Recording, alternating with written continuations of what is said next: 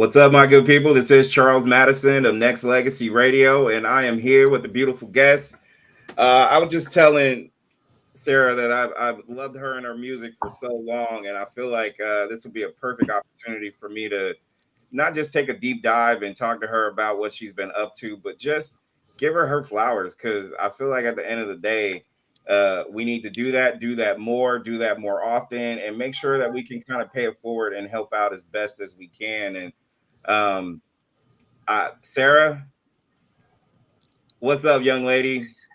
Hello, how are you? Nice to see you, Charles. Thanks so much for having me on today. And Denia, too.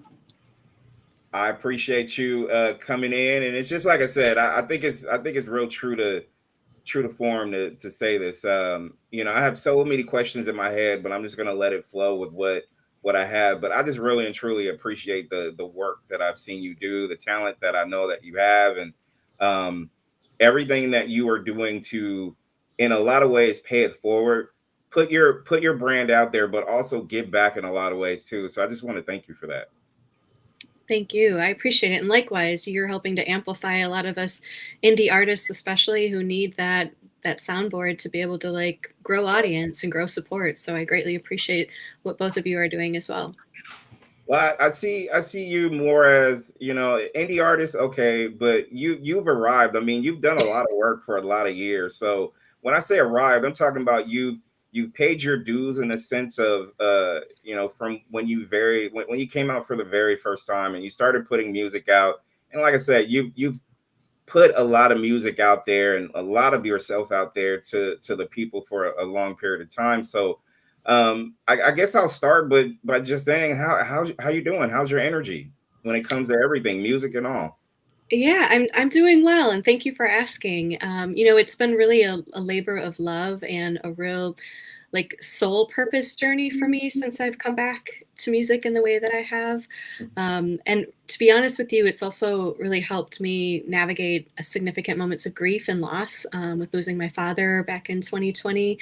And I'm truly grateful that, the universe kind of called me back to music when it did, almost like right on time where it knew I needed it in a bigger and deeper way. Because I had sort of allowed a part of myself to be on hold for many years when I actually I worked in public media and helped amplify a lot of independent musicians, and to come back to music as a writer and as a singer and as my truly my first love has been a wonderful experience for me to feel like this is part of my purpose. And while any journey has ups and downs and highs and lows, and as an entrepreneur, you always need to manage your energy and your output and your expectations. And I think for me, it's always about coming back to the why.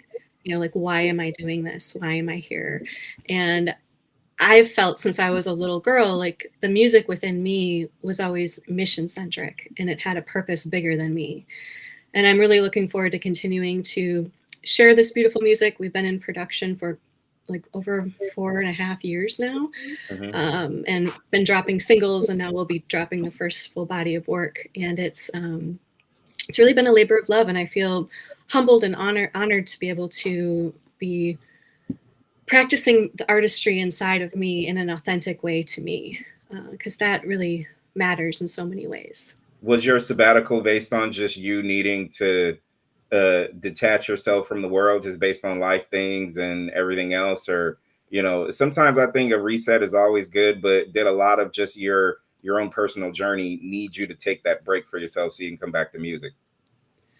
Yeah, I think, when it comes to sabbatical, for many years, I actually helped build something pretty significant that helped a lot of musicians and a lot of local businesses. And it also empowered me with the business knowledge that I needed to take my journey to a different type of level, I guess.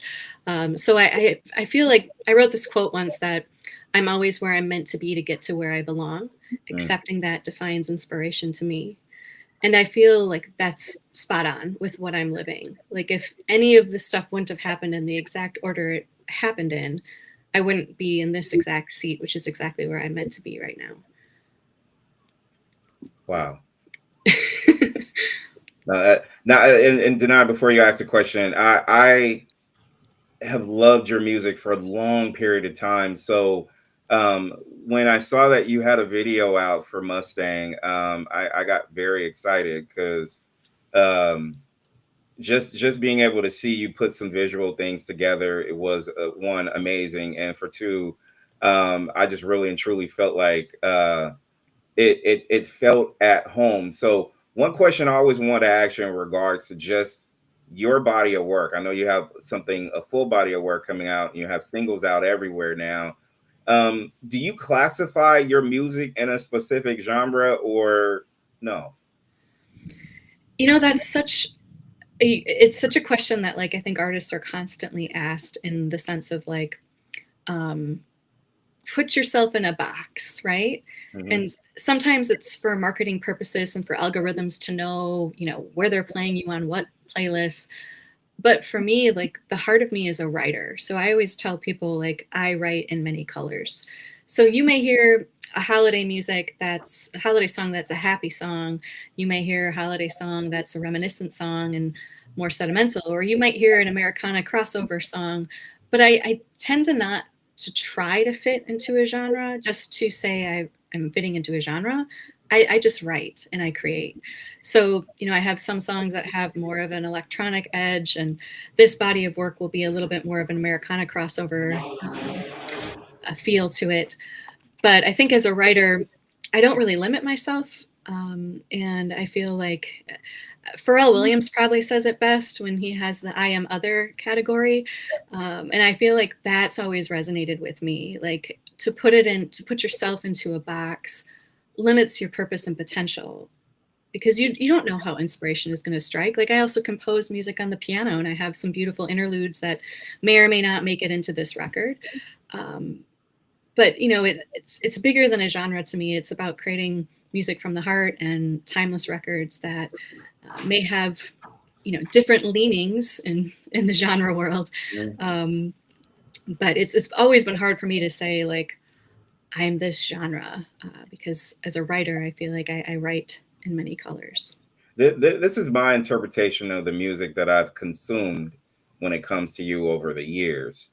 Uh, you can't be in a box. I don't think your music belongs there. I think your music belongs in a multitude of, you mentioned colors, but also different energy for different segments of, I call it more or less like phases, because to me, I can listen to a lot of your music and I can come away feeling a certain way about it.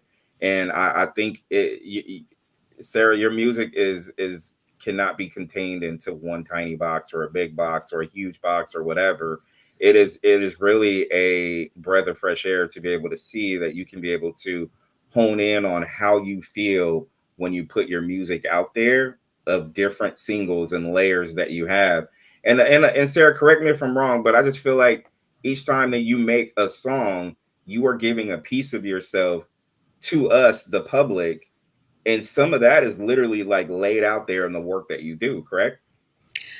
Absolutely. Some songs come from a really special, tender place. Like Mustang is a good example of that. I penned that song 2 days after my father died in his house. And I still have the little voice memo of me, and you can hear my thumbs. Usually, if I'm recording a voice memo, I'm also typing in lyrics or handwriting lyrics. And like, that particular record is so much bigger than me. I genuinely feel in my heart like my dad sent me that record. Like, that's his song, and like, so there are times where things I write are very deep and personal and from the soul, and have a rooted energy and pure authenticity of the essence of me. Like Mustang is that example. When you watch the video, and Denaya was there for a part of the day, but we started at what was my grandparents' home, which was my father's home at the end of his life, and we went to my great grandparents' home on my dad's side, which I never met my great grandparents on my father's side. I met all of my great grandparents on my mother's side, miraculously, which I hold really dear. Um, and then we went to my childhood home, and like, all of those scenes are a part of me and my ancestors, because literally the pine trees that you see in the video were planted by both sides of my family, my mother's and my father's. Um, So, music to me is bigger than me. It's not just my message. It's a message and a movement to. I always say people take from it what they need from it. You might be navigating a moment in life, and something might really resonate with you from a song like Mustang or Code Blue or Willing to Bet, which are a few of my more grief-based songs. And then you might, listen to the holiday record like Holiday Glow and like feel that joy, and that like inner child. So it's really about sharing a piece of myself, but sometimes it's so much bigger than me, and I'm just the one listening and capturing it, which I think is really important to do. Like when inspiration strikes, it's important to capture it, because that message is meant for more than just you. It can help heal the world or unite the world or bring people together through the universal language of music. And you have forever stirred my soul, Sarah. So I appreciate that. Go ahead. So, what would you say was your most memorable moment about that video shoot for Mustang? Yeah, that's a good question. That whole day was literally like one of the top 3 days of my life. To pull off what we pulled off in such a beautiful, authentic way, and to honor my ancestors and my father. And one of the things that was really cool about it, so the 1969 Mach 1, the Ford Mustang that you see in the opening, that is my father's car that he left behind, and he never had the chance to fully restore it. And you may notice as I go to the back of the car, you'll see the only letters left on the back of my dad's car. After I wrote this song, I discovered this, where you sang. Okay, so like then the you went missing, and I was like, what does that mean? And I took it as a spiritual message from my father telling me that I am the you. So that's why I sat on the back of the car and all you see is sang. And I really took that as a message from him and from the higher power of knowing that like this is not just my song. This particular Mustang, it's a 1970, was my father's when we were kids. And my parents had to sell this car when I was younger, and it wasn't really logical to have two Mach 1 Mustangs when they had two children. Right. Car seats don't really go too well in the back of those. True. Although I do have fond memories of being in my mom's 1985 Ford Mustang as a little bit older little one. But we found this car. So my uncle on my mom's side had said, well, you know who bought that car? And I said, who? And he's like, well, the Cater Henry family. So I called the Cater Henry family, which is right in my hometown area. And I said, my uncle told me you bought my dad's Mustang years ago and that you have it. And it turns out they had restored that car fully. Like I'm talking like put it on a rotisserie, and even the underbelly is like, painted beautifully. And they let us use that car for the day. And I have a baby picture of me with my dad. And that exact car was red at that time.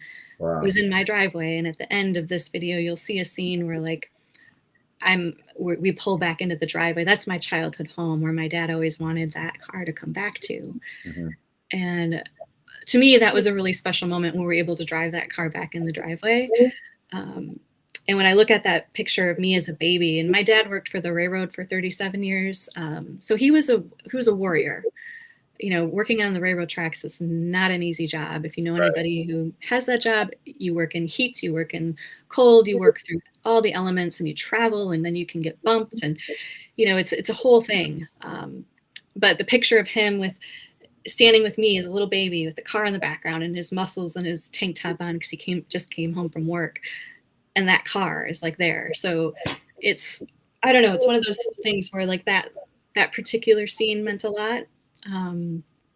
And just all the history, like this scene right here is going back to my childhood home. So like, this is the land that built me. I spent countless hours out in nature as a little girl, and there's a pond right to the right of me in that one that I would ice skate on. I would take my, boombox, I would sled down the hill and ice skate to Mariah Carey all day. So, a lot of this video, has really important, it takes me back to my roots in a very literal way. And this is the scene I was talking about with the driveway and the car. So that's actually where I grew up. And thankfully, my uncle let us use the house for the day. But it to me was just about like coming back to me in such a powerful way, of me as the writer, but me as the creator, and also understanding all the special people that came together to make that possible. So the full day, Denia, it's hard to pick one moment, but it really was one of the top days of my life. See, it's funny because I thought you were going to say what I know was one of those memorable places when we were trying to figure out how to get away from the horseflies and trying to navigate that home.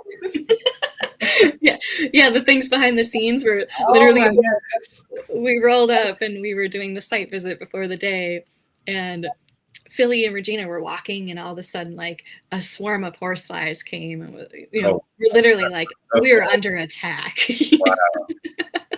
But we made it. We survived. But it certainly was a yikes. Welcome to the countryside. I love how the backdrop to your story in the video and the making of Mustang, just give me chills. It kind of gives me to the point. I mean, the music is beautiful. The backstory to this video makes it even more authentic and makes it more, it makes me believe in videos again. Because Sarah, to keep it true, it's hard to decipher nowadays what's what in terms of authenticity and creative genes and ideas and things like that. So for you to bring that level to it back is amazing. And I want to actually, like, now that you're getting ready to come up with a full length album, how do you navigate through the very weird times in this business of music and entertainment that we have these days? Yeah, it's a good question. I don't think I have the full answer because it's an ongoing answer, right? But I do think I recently wrote a song which will likely be a late addition to the record here. I just recorded it last month in Atlanta. But it's about capturing the essence of the artist. And I wrote it directly after the whole like A-pop genre was being announced. Mm-hmm. And following the response or lack thereof, response to that, it reminded me the importance of being true to yourself and sharing a part of your soul as an artist, and how no one can ever truly take that away. And to me, like, one of the, when you think of humanity, it's like making sure you're fostering and caring for artists with, like, handling artists with care is really important, and it's like if we aren't true to ourselves on that journey, what do we have? Yeah. And it's like there's always there's the other sides of the industry too, of like, some people will try to try to take parts of your vision and do it in their way with their bigger platforms. And I've been the victim of having my music stolen and held hostage, and masters stolen and all of that years ago, and that almost broke me. Mm-hmm. But I just know in my heart, like, I've been a writer and an artist and a recording artist since I was little, like literally 3 years old. My mom gave me a boombox and blank tapes and a microphone and was like, Sarah, I'll listen to it later, Yeah. And I think it's just so important that people follow their heart. And I get that there's a need for marketing and imaging and branding, but I don't think that should ever have to take like the part of who you truly are as an artist away, just to fit into some little gimmick, or or like a pursuit to get the next genre accolades. It's like, to me, I don't move like that, and I just feel like I have to stay true to what I'm moved by. And I'm glad you said that, Sarah, because music is always there. There's always soul ties, emotional connections, a lot of different things. It can make you want to dance. It can make you want to cry. It can make you happy. there's so many different layers of emotion and creativity in the art of music. Um, I look at it more so like this because I've been in this business for as long as I've been in this business, and just being in interviewing folks here and there, there's just so many different generations of generational curses that we have not yet broken in terms of how we foster, cultivate, make our music more, not just on the marketable terms, but something that you can leave for like your family or your kids or future kids or whatever, that we haven't begun to crack that egg yet, I guess, in a lot of ways. So herein lies our effort to be able to kind of pay that forward. Like, what do you see with your music and how you create it? What can you, I guess in a lot of ways I'm asking, like, how can you attach a different level of feeling and emotion and effort and marketing and putting yourself out there that we have yet to see? Because I still feel like we're still young and naive when it comes to how we do this. So I think people like yourself and even this station and what we do can be able to resonate and maybe inspire somebody. So what are your thoughts on all that? Yeah, well, I guess first, how I came back to music after I helped build a public radio station, like music called me back, like little things in life. Like a listener once emailed saying, "I heard Sarah's rendition of Have Yourself a Merry Little Christmas 4 years ago. I'd love to hear it again." And I was like, huh, if one person remembered hearing that like 4 years ago and took time out of their day to email, maybe I shouldn't have stopped, because when I was in a recovering mode from kind of I wouldn't take back a second of it because I was pursuing my dream, but I didn't know the right questions to ask, and I had things stolen from me. And when I was in recovery mode and helping to build and scale a radio station, I, you know, that moment of like the power of one.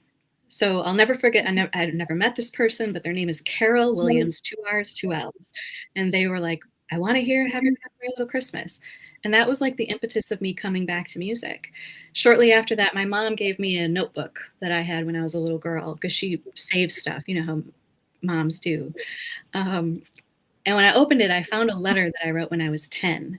And it talked about, it must have been like an English teacher assignment. It talked about how when I was older, I wanted to be a famous musician that helped the homeless and helped people and that needed a little pick me up. And when I reflected on that, I was like, well, why can't I do it like the 10-year-old me wanted to do it? Just because I went through the ringer in the first round and had stuff stolen and all that, like now I have a lot of business chops underneath my belt and built a lot of great relationships and partnerships. And that's how I came back to music. So my safe step back in was I released the cover of Have Yourself a Merry Little Christmas in a park with a New York music tech startup. And we geofenced the park and we did an audio discovery music event. And we raised around $2,700 for Key to Change, which is helping to end chronic homelessness. And I was so proud of that. I know it's not 27 million, but like to me, I was like, I did it. I did what that little girl wanted to do. And now this org that I'm building, it's called Sincerely in Song, and it's about building music partnerships for humanity. So every song I release, I pair with a cause. So like Mustang is paired with supporting and amplifying the Center for Veterans Issues in Wisconsin.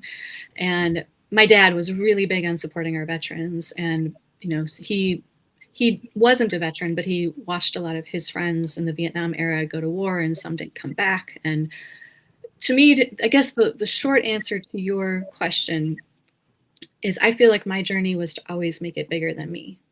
So a couple years back, a record executive asked me, what's your goal? And I'm sure he hears all sorts of things.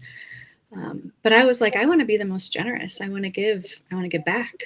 I want to make an impact. I want to be, socially aware of how my voice can help change the world one person at a time. So, it's bigger than me. Naya.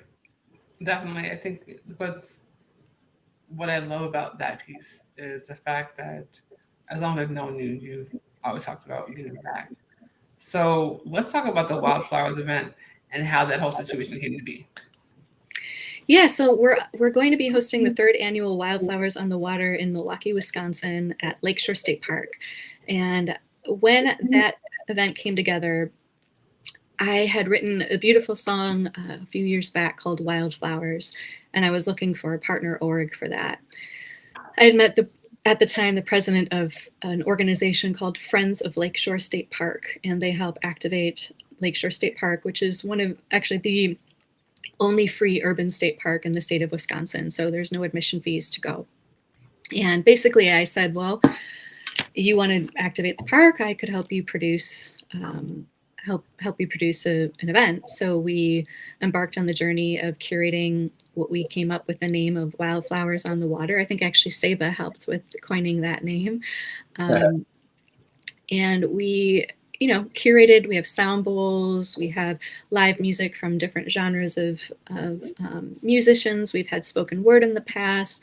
We invite the mounted patrol horse to come, and the little ones can sit on the horse and engage. We have chalk art, take and make canvas art.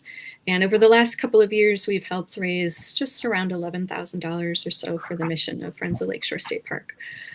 So we're embarking in year 3, Saturday, September 6th, 3 to 7 p.m. and looking forward to another great day in the park and have some awesome talent booked. And info for that is at wildflowersonthewater.org as well.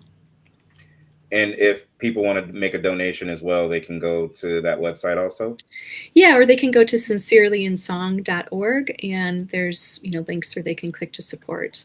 And we are so grateful to have a lot of funders for this one, and it's not always about the biggest dollar amounts, right? Like the lowest amount, people can donate whatever they would like, but from the sponsorship level standpoint, they start at $250 and go up from there. And I'm really grateful that so many people believed in this vision, and majority of the budget for this event supports the creative economy. So that's another thing that Sincerely in Song is working to do, is try to put artists to work in a meaningful way, where they're able to create partnerships and earning opportunities to basically build a career that can also align them with things that they can tap into their authentic selves and causes that they may feel moved to align their music with. So we're looking forward to another great year, and it's family friendly, no cost to come, no alcohol served at this event intentionally, because we really want people to be one with the earth and experiencing the music and meeting new people and in nature, kind of like my childhood. That's good. That's good. I love the fact it's free admission. We will continue to spread that information out there. If there is anything that you could be able to tell the listeners in terms of just the work that it puts in to be able to get these things taken care of and done, not just prior to the event, but even the event itself, because I'm sure, Sarah, you're going to be running around in circles multiple different times. What is it? All gas, no brakes. So yeah. what about the things you have to do to set it up and everything else? Yeah, I love the comment of all gas, no brakes, because I grew up driving a four-wheeler for years as a young person. My brother actually at one point thought I could be a professional four-wheeler driver, but the brakes went out a lot, so I'd have to shift down and take the corner just a little faster and know when to hit the corner, So that's kind of like event production and just building an entrepreneurial journey, know when to slow down, downshift, and make sure that you put a little gas into the curve. There you go. There you go. But no, it truly does take a village to make things come together, and it takes a lot of people saying yes to helping with their skill set. We have people donating time to help update websites and to help with social media, and we have media sponsors like you guys. Thank you so much for being a sponsor, and individuals and local businesses that are supporters. So all of that takes building relationships and then engaging with people to be a part of that journey of coming to an event that's bigger than them, that's helping to support another nonprofit and to help support the creative economy. So it certainly is not a turn the key and it's done. And actually this year I added a whole nother element. I'm not sure if I think I'm more of a night owl than a morning bird, but I couldn't say no. So this year I was asked to sing at 5 a.m. the same day as Wildflowers for 2 honor flights for our veterans going to Okay. DC. So I'll be starting the day, in the 4 a.m. hour, going to the airport, singing for 2 flights, coming back home, packing up the rest of the car, getting to the park by 1 for setup, and then getting everybody all set up, doing the sound check, making sure everything's all in line, and then, basically having people help play their role and kind of oversee it and then perform. So it's definitely not a show up and here's your gig. It's you build the gig and help everybody else. So you are legit getting up with the roosters. Yes. But I just couldn't say no. When they needed somebody and they asked me, I was so honored that they thought of me to ask. And I'm like, you know what? It's a great thing to be able to start my day that way. What a testament to like the journey that I've been creating, and to have that opportunity to sing for our veterans. I couldn't pass that by. And like all journeys, so many people make it come to life. Like even the records, when you listen to songs at like Mustang, so many session musicians and producers and people in the mix arena like pulled together. And I would love your audience to watch the video all the way to the end, because to get a sense of how many people it took to produce that, you can watch the thank you credits in the roll and you'll see, like, I did not do that alone. I did that with a lot of people believing in the vision that said yes to helping and being a part of it. And to me, that's what truly makes it beautiful, is to have so many people involved.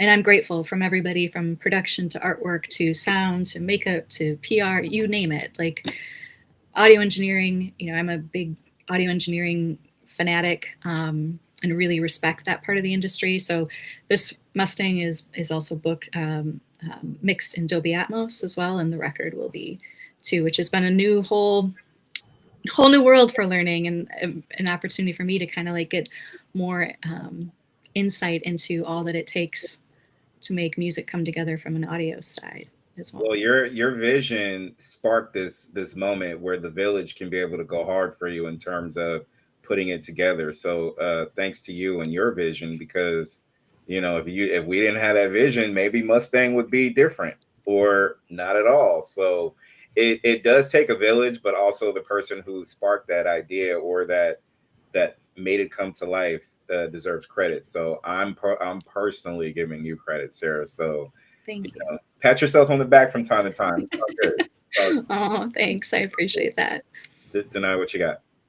So when it comes to everything that you're doing, what do you want your legacy to be?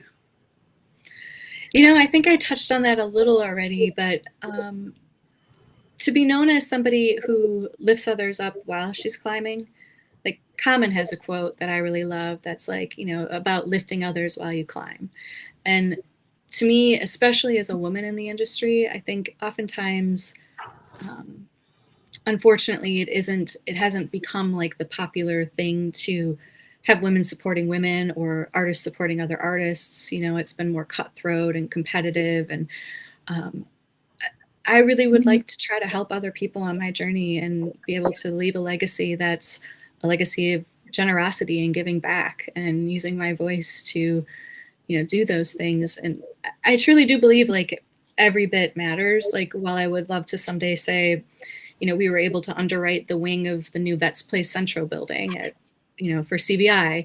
If I don't get to that level, I still believe everything that we do helps make a difference. So, it's remembering it's not always the dollar amount, but it's about how you treat people in the process and how you help others grow. And that's the team, that's the community, that's other artists, it's like all of those populations. Cause I don't view this as a me movement. I view this as like a we, and would love to have a, great return on the community and others that have been a part of the journey.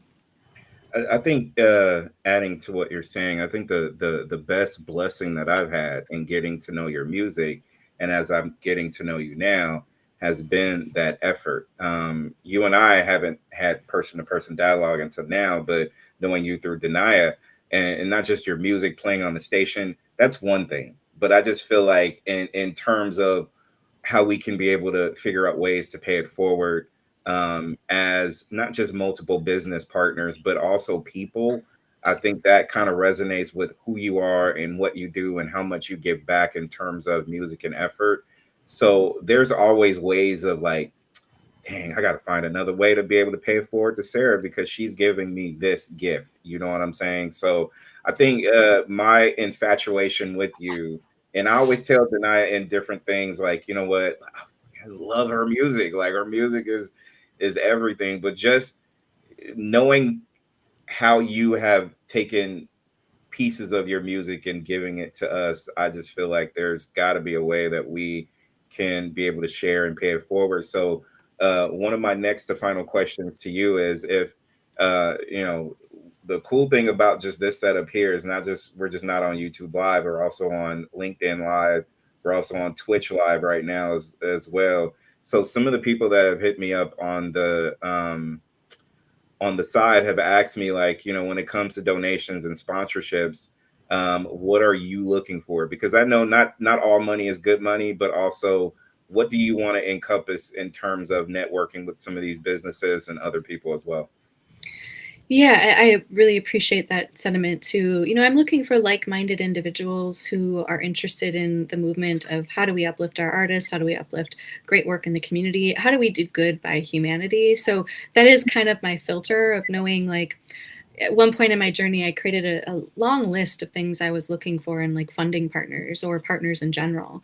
And it does matter where it comes from, to your Yeah, point, because the heart of it needs to be right and in it. And, there are so many people that have more than just money to give too. I always tell people, like, I am coachable and I like to be coached. It's like, to me, I always want to keep learning. So, looking for mentors of how do you better market what you're doing when it's something like this, and I have an agency in mind that's on my wish list that I recently interviewed, and trying to find a way to work with them, because they're a social impact marketing agency, and I would absolutely love their help and bandwidth. Um, but to me, it's not always money. It's like, yes, we need money to do this, but it's also about, hey, share the message, like yeah, share it with somebody that would be moved by it. um, Take time to watch the video, listen to it, like take time to listen to any artist and the heart of them, because when you find an artist that has a heart and a heart story to share, to me that's something that's special and really deserves people like understanding their process in life and where they're at and what their vision is for how their art can change the world. And yeah, I mean, I'm a super networker. I love to connect, so I'm always about like meeting new people and exploring new ways for partnerships and such. But I think ideally we find people that are moved by the idea of helping to uplift the creative economy and the music industry more specifically, because it's broken in many ways. It needs innovation. If I were to sit back and wait for Spotify to send me streaming checks, I'd be waiting until I was dead. And if I was lucky, then maybe somebody behind me, like my godson, would maybe get a check, right. um, and protecting artists, like people that are really trying to protect and preserve art and help artists be able to leave legacies, not just looking at the dollars and cents of it, but like the heart of the musician. How does that live on? The soul of the musician. Um, so, it's all about just kind of meeting good people that have expertise or have a passion for helping causes that are related of uplifting humanity in my book. Amen. I will say that it's vital, and again, I just feel like we're dealing with an uphill battle of breaking generational curses because it's been multiple generations that have gone down slippery slopes in the business part of music as well. That it's going to take multiple efforts, full transparency, allies of all different walks of everything to be able to make this work. So like-minded individuals is super important when it comes to that. Um, a quick one, real quick, with you, Sarah, is besides everything, because you're a businesswoman, you're an artist, nonprofit, you probably have like 500 jobs. Love you for that. what do you do for yourself? Because I feel like you're doing some of this for yourself, but you're also giving it to us, which I love you for. But what do you do for you? What is like a hobby or something that we can kind of, get to know Sarah a little bit in terms of what you do? Yeah, I mean, as far as hobbies, like I love being in nature. I love cooking, like making soup in the fall. I really enjoy and spending time like this weekend I spent a bunch of time just like organizing and decluttering my living space, right? And that to me brings me joy. I love to travel. I studied photojournalism in college, so photography is something that you'll see me injected into my art and music because I've done some of the cover art, but it's become more so a hobby versus a profession at this point. But I am a trained photojournalist. I love to bike.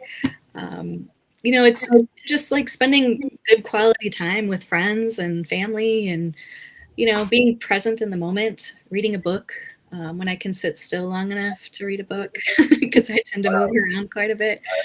But I do love reading. So those are just kind of some things that I do when I'm, not focusing on music or business. Okay. Lastly, to finish up this is, and I always tend to want to ask this with a lot of people that I've interviewed, just because I just want to know. I'm nosy like that. So, best music decade according to Sarah would be what? Oof, that's a hard question. I mean, that's really tough. I'm an old soul though. Like I'm an old soul. So I would probably have to go more on like what they were doing back in the Motown era and like, and some of that's still happening, right? Obviously. Like I just saw Stevie Wonder live, which was amazing. Um, but like I love timeless music of all sorts. So it's hard for me to pick a genre or because like timeless music can be written anytime, Very true. right?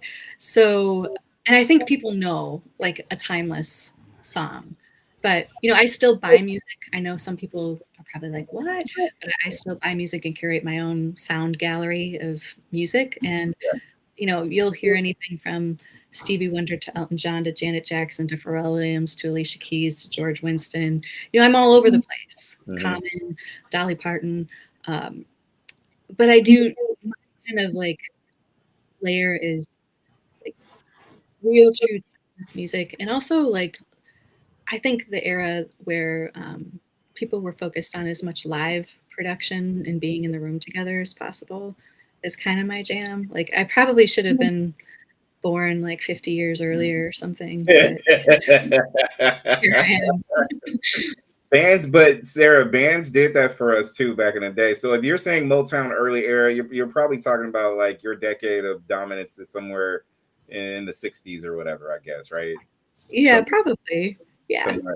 Yeah, Bands in the 70s was I mean, everybody had to be one, right? I mean, in order for bands to work, you kind of got to do that, right? So very, very important. So it's interesting the mashup of different like decades, or it's making people think in terms of I don't know if I could pick one.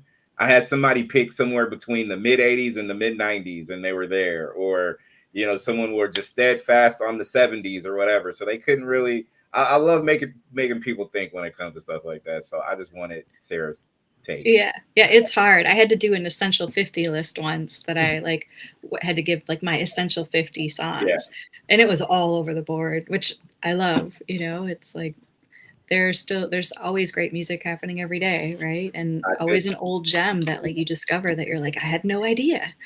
I can listen to classic Tupac, and then I could throw in Phil Collins and Genesis or whatever, and let that be what it is. So it's I'm only saying Phil Collins is because Phil Collins, the three of us would love to interview you one day. So I'm just putting Sarah in the mix of everything too. So let's go, Phil. Let's go. Phil, let's do it. Yeah, I actually have a song that I wrote that I would love to remix in with his song Paradise. So I'll take it a step further for you with Phil Collins. I've got something in my catalog, just waiting. It's a national treasure. I just feel like people need to recognize that. Denai, final thoughts. Oh, that's definitely. I'm excited to see you at Wildflowers. I'm so proud of every single thing that you've done, and shout out to you.